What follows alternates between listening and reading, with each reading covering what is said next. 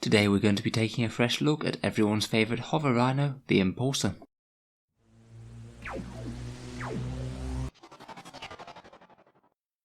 Hello and welcome back to Auspex Tactics, the strategy focused 40k channel, where we're all about making the most out of our models on the tabletop. I thought it was about time that we revisit the Impulsor properly, as a lot has changed since its initial release, including a bunch of Space Marine supplement books, lots of new characters, and Psychic Awakening updates for Blood Angels, Space Wolves, and Dark Angels. In this video we'll be taking a look at its datasheet, any obvious rules, combos and synergies, and what's best to transport in it, and how I would go about using Impulsors on the table.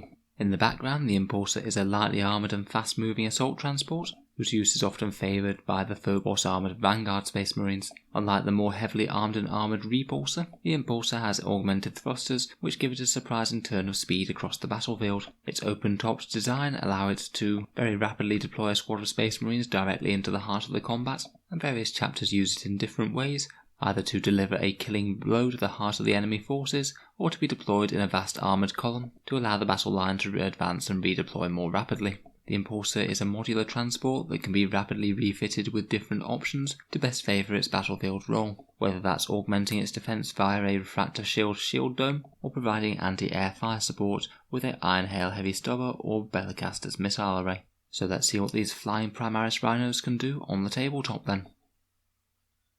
So Impulsors are of course a transport choice for Codex Space Marines, and at base they cost you 79 points when they're just armed with 2 Stormbolters. It has a pretty respectable stat line, with a very impressive movement of 14 inches, weapon skill 6+, ballistic skill 3+, strength and toughness of 7, 11 wounds, 3 attacks, leadership 8 and a 3+ save. As a dedicated transport vehicle, it's really not so dissimilar from the Rhino. The Impulsor gains an extra wound, a bit of extra movement, and the fly keyword, for the cost of just 10 points above a similarly equipped Rhino with 2 Stormbolters. I think the trade-off is a pretty reasonable one. 10 points for the additional manoeuvrability, durability and the advantages of fly really isn't a bad deal at all. Of course, its transport rules do differ significantly to the Rhino. It transports Primaris infantry, but only 6 of them, and it can't transport jump pack or Gravis armoured models. A transport capacity of 6 is a little bit problematic. It's good to get a 5-man squad on board as well as a character should you want one, but it does mean that you're going to be paying a reasonable amount of points cost for the transport in relation to the points cost of the things that it's transporting. If you're just transporting intercessors, for example, then in several considerations the Impulsor will cost more than the squad that it's transporting. The Impulsor has a few very nice special rules, including the Repulsor Field ability, which means that if your opponent tries to charge it, they must subtract 2 from their charge roll. This makes it very hard to charge out of deep strike, and it actually makes it into a fairly decent screening unit. In reality, I don't think it'll often make the difference between a successful or failed charge, but every time that it does is a really massive deal. It also has the Assault Vehicle special rule, which is a really solid rule for a transport vehicle and actually allows them to function a little bit more as intended, getting the infantry to the front line faster. This one means that you can get your Primaris infantry squad out of the Impulsor after it has moved. Those units are then also still free to make their normal movement, but they won't be able to charge this turn, as that will make for some very ridiculously long movement. Even as it is, the Impulsor can move 14 inches. You'll then be able to get out of the transport anywhere within 3 inches, and then you'll have the distance that the Primaris models can move themselves as well, adding up to a whopping 23 inches worth of movement in a turn, and you can still fire after you've done that. This thing can genuinely sling Primaris units right to the front line in a position to do damage with some pretty incredible reliability. It could be very good for getting some lines of sight or securing some far-flung objectives. Now the Impulsor can take some interesting wargear options, including a few augmented guns and then its main top hatch weapon or equipment option, though I certainly think that there is something to be said for keeping it very cheap, as having tough cheap units on the board is always pretty handy. Firstly, it can be equipped with a pintle mounted Iron Hail Heavy Stubber. This one will cost you 6 points, which is a heavy 3, strength 4, AP-1 weapon with 36-inch range. I think it's fairly balanced in terms of the amounts of points that you pay for the additional firepower, so for me it's a fairly take or leave option, and I could happily leave it on or off the tank. Next up we have the option to trade out those Stormbolters for 2 Fragstorm grenade launchers. If you trade them both out, it will cost you 4 points more than the Stormbolters. They're Assault D6 weapons with a 18-inch range, so will generally do a fair bit better than the Stormbolters when at 18-inch range, but worse than the Stormbolters when they're either at 12 inches or at 24 inches. Because of this and the fact that they're a bit more random, I generally prefer the Stormbolters for this role as it stands, though honestly there's not too much in it, so if you have modelled it with these then it's not the worst thing in the world. Finally, and most importantly, you have the main equipment option for the Impulsor. It can take either a shield dome, orbital comms array, Bellicaster's missile array, or an Iron Hail Sky Talon array, and I think that all of these should be weighed up against just leaving them off, which in my opinion is an absolutely valid option.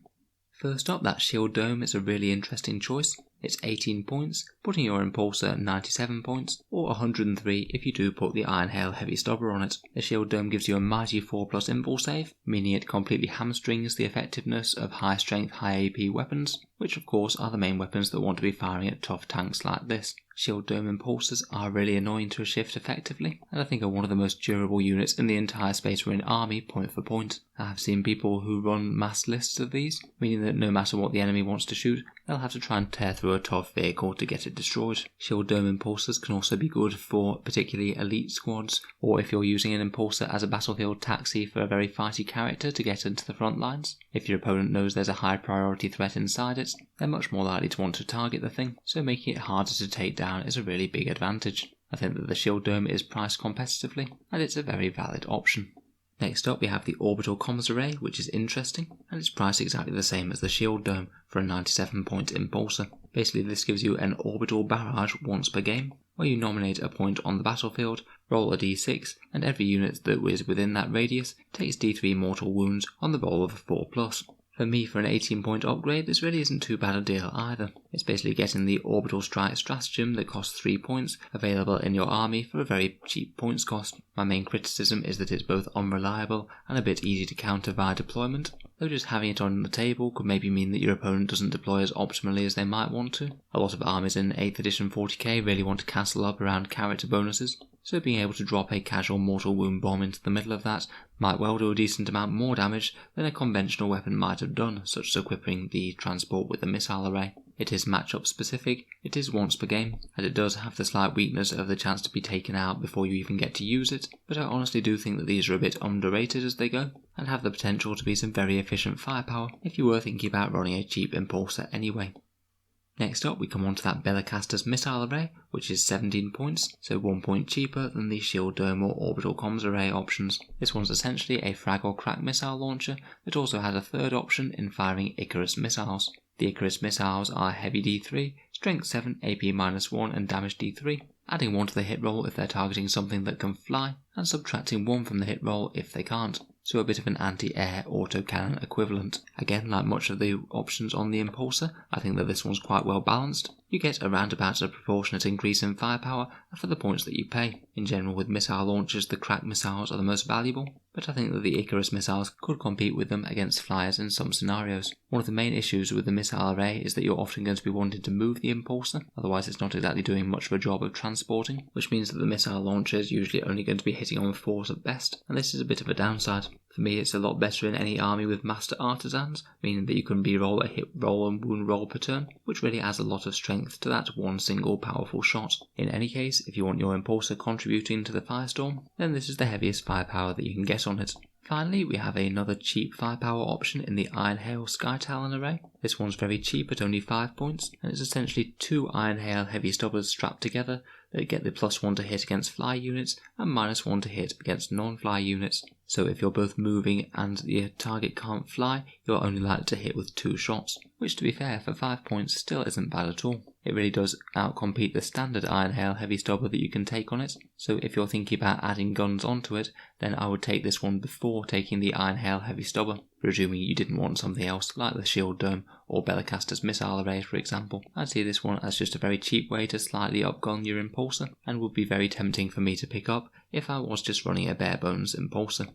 So I think that's most of the special rules and options for the Impulsor talked about. I should also mention that it has a big explosion, a lot bigger than you'd expect, with being the full D6 explosion if you roll a 6 when it dies, so it blows up just as powerfully as a Repulsor does. You really don't want this happening all over your own troops, but if it does go up in the enemy army, it might be worth having a cheeky command reroll to see if you could get it to blow up, as this amount of mortal wounds can be game changing. Finally, it also has the Angels of Death special rule, as per standard for Space Marines, where combat doctrines are the most relevant, getting you some extra AP on those stubbers or bolters, depending on the Devastator or Tactical doctrine. So overall, I think that the Impulsor is a really strong transport, and its war gear options I think are all usable, and are all at least reasonably balanced versus each other, so I think it's quite a good job of the rule writing and balancing team here. So let's talk a little bit more about how we might get more out of it on the table. and combos with certain units. First of all, in terms of buffs, we have different chapters. Ultramarines will be particularly good for being able to move and shoot things like the Bellicastus missile without taking the penalty for moving and shooting heavy weapons. Melee-orientated chapters such as White Scars, Blood Angels, Space Wolves and Black Templars can use the Impulsor to get their Intercessors and fighty characters up the board much faster than they would ordinarily be able to, though it is a bit of a hindrance not being able to charge after you've made that long disembark move. They would be forced to use the Impulsor as a bit more of a standard transport, maybe hurtle it up turn 1 and even advance, weather a turn's firepower, then jump out and make a charge. It could be a good way of getting models such as Khan or Ragnar Blackmane up into combat, who are pretty fighty once they get there, but a little bit slow if they're just foot slogging across the board. Iron Hands are typically a good choice for vehicles. Their extra durability goes very well with shield domes to make some truly obnoxious transports to remove. Better overwatch and slower degrading certainly does them no harm, and being able to move and shoot with their heavy weapons on turn 1 could be good for things like the missile array, and will help amp up the Alpha Strike. Raven Guard, as per normal for vehicles, will amp up durability a tiny bit. Due to those cover saves at long range, getting a 2+ save on the transport, it might make you need that shield dome just a little bit less than you would otherwise. Salamanders or Master Artisans, we already mentioned, have good synergy with the missile array, and that one powerful reroll to hit and wound is certainly really helpful, and makes it into a much more credible threat point for point. I'm also a big fan of putting Adrax Agatone in an Impulsor. He is ludicrously fighty point for point, and again being slow needs a faster delivery option. The Imperial and Crimson Fists will get a touch more out of those Stormbolters, and ignoring cover is a solid bonus to have on any guns, and Dark Angels might be able to get a bit more durability due to their Dark Shroud to help keep some Shield Dome Impulsors even more durable as they move up the field. I'd be interested to see if they ever release rules for Deathwatch for this thing. I really don't see why they wouldn't at some point. I guess they can cross their fingers for their Psychic Awakening update. In general, Impulsors aren't going to be too bothered by character support. It's definitely going to be more of a situational thing, but as per normal, Tech Marines could be able to repair them a bit. They can get rerolls from characters for damage output, but I think they're going to be more of a source of getting those characters up into the fight, rather than actually trying to buff the Impulsor itself. In terms of stratagems, we already mentioned that keeping a command reroll to reroll that explodes result could be very handy, either if it blows up in your own lines or your opponent's, and it's certainly worth thinking about a reroll for the orbital comms array if you do happen to roll a 1 for the number of inches that its radius will affect. Armour of Contempt could increase its tankiness if your opponent tries to smite it down with mortal wounds from Thousand Suns or Grey Knights, and Big Guns Never Tire could be used to make that missile array a bit more accurate, though typically I wouldn't usually be spending expensive stratagems on Impulsors compared with bigger, more heavy hitting units. So the actual main decision that we need to make is what sort of units to transport in the Impulsor itself. As the Primaris range has expanded, there are now more decent options being made available. One of the most obvious are the Intercessor Squats. They're tough and they have objectives secured, so it can be good to throw onto objectives. Particularly with the addition of a Thunderhammer, it means that they can be very hard hitting in close combat as well, and it generally seems to be the way to field Intercessors and Impulsors, as if you're buying them a fancy transport option, it makes sense to field more hitting power in one squad, so the Thunderhammer is a great choice. They can either be in squads of 5 or 6, maybe if they're with squads of 5 they could have a Primaris character riding alongside with them. Primaris captains or lieutenants are fine, but if you do have some normal armoured fighty characters in your codex, such as Adrax Agatone or Ragnar Blackmane for example, then these guys are absolute prime choices to be riding alongside them. I'm not quite as big a fan of the Phobos armoured units being there in the most part, things like Infiltrators, Incursors and Reavers. These guys generally have fancy deployment options, and they cost a lot more because of that, meaning that if you're putting them in an Impulsor, you may as well just have saved the points a bit and just gone for Intercessors in the first place, who of course can take that lovely Thunderhammer. The one exception to the Phobos armoured units are that I think that Eliminators can actually be a really good choice to put in an Impulsor. Eliminators are very hard hitting damage-wise, but really not all that durable compared with some of their Space Marine counterparts. Holding up 6 of them in an Impulsor turn 1 means they're both a lot tougher to take down, and they'll also have a really long radius in where they can deploy. So if you need a key line of sight on a character or a given unit, then the Impulsor should be able to get them there between that massive 14-inch move and the up to 9 inches movement that they can get by getting out of it. They can then make use of the Sergeant's Guided Aim ability, which they should do in most situations anyway, so at least they'll still be hitting on 3s even if they have moved. After that, the Impulsor can just go into the midfield and be a disruption and distraction. Finally, perhaps the most obvious option that you can combine with Impulsors are Hellblasters. Hellblasters are similar to Eliminators in that they're fairly killy point for point, but really not very durable at all compared with their Primaris counterparts, even less so than Eliminators. They also have guns that are maximally effective if they're fairly close to their opponents, so it's very tempting to trundle up a whole load of plasma death to shoot the enemy in the face in an Impulsor and try and get them to work that way. I've got no doubt that this tactic can be effective in some games, particularly if you have some special tricks to deploy such as Dark Angel's Weapons of the Dark Age, but for me the damage output of the Hellblasters just isn't quite worth it to justify it on a normal basis. They'll get one reasonably hard alpha strike and then will typically get killed in return unless you can do something very clever. I'm just still not sure it's worth the Hellblaster's very high points cost to try and justify this tactic. I do still think it's one of the better ways to run Hellblasters at the moment, but I'm just not sure it's quite as strong as using Impulsors for Intercessors and fighty characters. So how would I typically use Impulsors in game? Firstly, I think they're one of the most flexible units that we have in the Codex, with enormous movement, decent upgrades that genuinely change how the unit works, and different tactics that we can use with them. If I were to do an Impulsor rush type of army, I'd be most tempted to use the Shield Dome Impulsors, as I think that they're probably the strongest when they're fielded en masse, but I could quite happily run them without Shield Domes, and maybe think about using the Sky Talon array, and maybe even throw in one of the Comms arrays for a surprise alpha strike of a few random mortal wounds. Due to their incredibly fast movement speed, we could really react very well to what sort of army the opponent is playing. If they're playing a gunline army that wants to stay away from you, we can get in their faces very quickly indeed. And if they're playing with units that are going to be coming towards you in your face, you can maybe stay back for a turn or two before launching a big counterattack and have units either jump out of the Impulsors and hose the enemy with bolter fire, or maybe even jump out and make a charge if they get very close to the Impulsors. When deploying, I think that you could be a little bit more liberal as to whether you want to put them on the flanks or down the centre of your army. Maybe think about any high value Impulsors, so ones that contain very fighty expensive characters or expensive units like Hellblasters.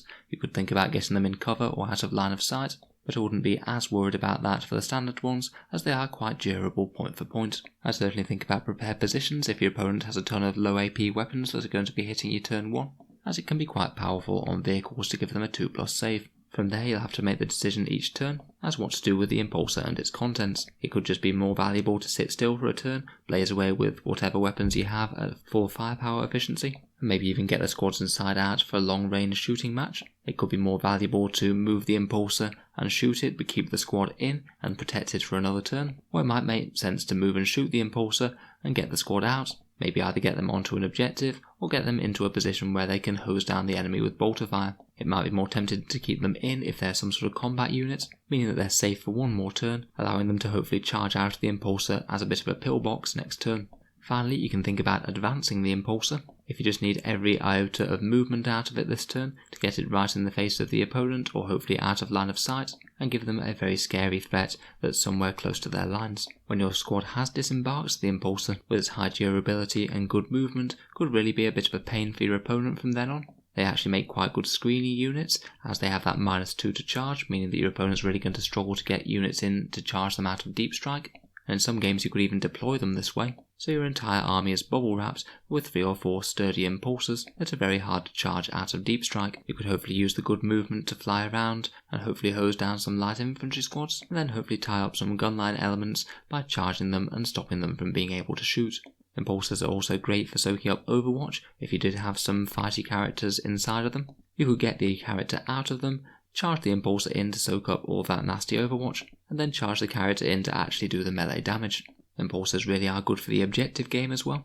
If it's going to be make or break whether you can score an objective in one turn, then as we mentioned we can throw a Primaris infantry unit a really long way across the battlefield, and hopefully steal that objective out from under your opponent's nose. Intercessors is an Impulsor are definitely a unit that you could sometimes just trade directly out for victory points. Overall, I really like the Impulsor as a unit. I think it really does fulfill what was needed as a Primaris transport, though it would have been nicer to have a slightly bigger model transport capacity. I think they're maybe a little bit more harder and skilled to use than some of the more direct killy firepower options available to us, but I still think that they're very strong for the points cost and can absolutely be part of a competitive army. Let me know your experience using Impulsors down in the comments below, and whether any of the combos mentioned have worked for you or not. It'd be good to get some first-hand experience. If you've enjoyed the video, feel free to subscribe to Auspex Tactics. I've got plenty of 40k content coming out over the next few weeks, including plenty more for the Space Marines, so either subscribe or check back if you'd like to see more. If you've been enjoying these videos and you'd like to help support the channel, I do have a Patreon page and the link is down in the description below. On the Patreon you can get access to some videos early, vote on your choice of future videos coming out for the channel, and I also run semi-regular prize draws where I post out some free miniatures to random Patreons. So if any of that sounds interesting, or you'd just like to help keep these videos coming, then please take a look at the link down below. In any case, a big thank you for listening, and I'll hope to see you guys next time.